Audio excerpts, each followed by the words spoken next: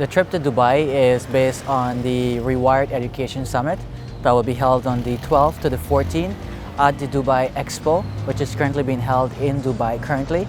And it's a gathering of 192 countries. And basically, they're gathering at the summit to share ideas and to share exchange based on one purpose, and that is to rewire education.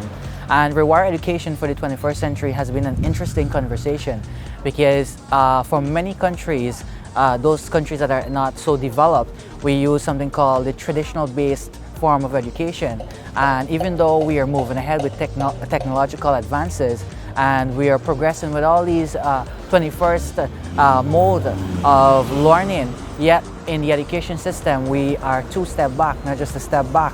And so the conversation basically will be able to spark as to what we need to rewire for the 21st century. And humbly, I'm also one of those researchers who will be there to present the findings of our report and our research to these stakeholders that will be gathered there from 192 countries. It wasn't just myself, it was other researchers that were recruited from Asia, from South and North America, from the Caribbean, myself being the only one.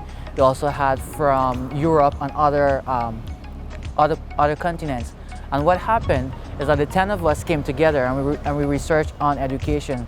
And the findings were very, very staggering, and it was an eye-opener. And what we found with youth aspiration is that 31% of youth feel that the current education system does not provide them with soft skills to deliver themselves after school into the work environment.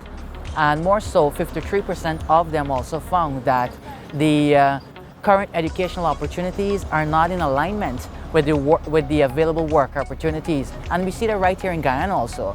Even though it's a worldwide thing, I mean, as a researcher, I have to focus on my own country here.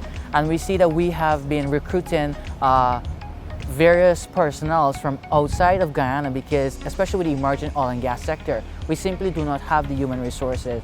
And so that is one part of the research, to focus on tomorrow's skill, but implement it today.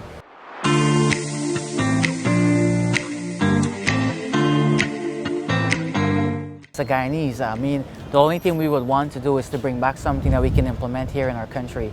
And one of the key recommendations is to have more youth participation in the government. And so there should be a